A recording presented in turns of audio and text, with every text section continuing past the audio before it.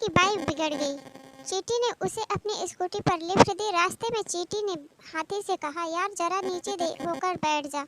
हाथी, क्यों? चींटी, अरे अगर डैड ने देख लिया ना तो बेवजह बवाल हो जाएगा। एक युवक और युवती साइकिल से जा रहे थे, तभी उनके टक्कर हो गई। युवक, अरे जरा संभल कर किनारे चलिए मैडम जी। युवती, क्यों? सड़क क्या आपके पिताजी की है?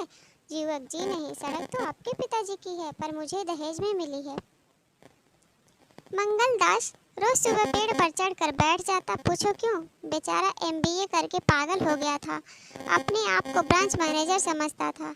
गर्लफ्रेंड को अपनी पलकों पर बिठा लो, देकर हर खुशी उसको, उसके सारे गम चुरा लो। प्यार करो उसको उसकी सहेली के सामने इतना कि उसकी सहेली भी कहे, जानो मुझे भी पटा लो। हस्बैंड वाइफ को इंग्लिश सिखा रहा था। दोपहर में वाइफ बोली, डिनर लो जी। हस्बैंड, जाहिल औरत, ये डिनर नहीं लंच है। वाइफ, जाहिल तू, तेरा सारा खानदान करम फूटे, ये रात का बचा हुआ खाना है, दिमाग मत दौड़ा, रोटी चर ले।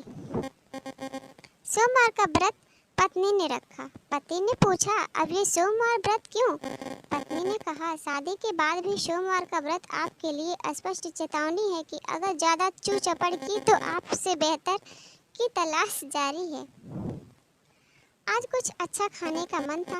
मैंने कहा, जो सबसे अच्छा बनाती हो वही बनाओ। फिर क्या, मुंह बना के बैठ गई।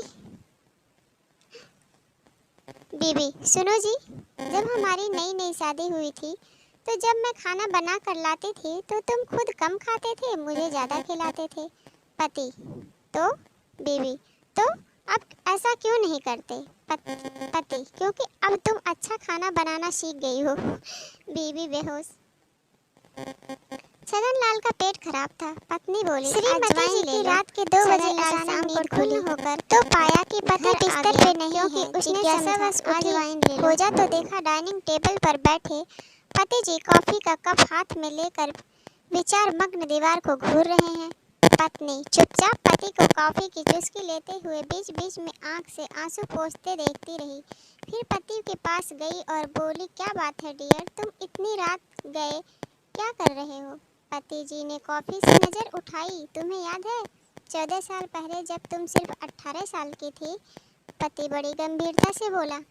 पत्नी पति के प्यार को देखकर भाव विभोर हो गई। हाँ याद है। कुछ रुक कर पति जी बोले, याद है जब तुम्हारे जज पिताजी ने हमें मेरी कार में घूमते हुए देख लिया था? पत्नी, हाँ हाँ याद है। याद है कैसे उन्होंने मेरी कनपटी पर बंदूक रख कर कहा था, या तो इससे शादी कर लो या 14 साल के लिए अंदर कर दूंगा। हाँ हाँ वह भी याद है। अपनी आंख से एक और आंसू पोंछते हुए पति बोला, आज मैं छूट गया होता। एक आदमी काफी देर तक अपने कान से मोबाइल लगाकर खड़ा था, पर उसके मुंह में एक शब्द भी नहीं निकल रहा था। काफी देर तक ऐसा होते देख रमेश से रहा नहीं गया और आखिर वह उस आदमी से बोल ही पड़ा, भाई साहब आपने कहीं फ़ोन लगाया भी है या यूं ही पिछले 29 मिनट से फ़ोन पकड़े खड़े हैं और एक भी शब्द नहीं बोला है? आदमी ने जवाब दिया, भाई साहब मैं अपनी पत्नी से बात कर रहा हूँ। तो फ्रेंड्स, ऐसे ही मज़ेदार चुटकुले देखने के लिए हमारे चैनल को सब्सक्राइब करें एंड वीडियो को लाइक करें। मिलते हैं नेक्स्ट वीडियो के साथ, तब तक के लिए bye bye. Thanks for watching friends, love you all.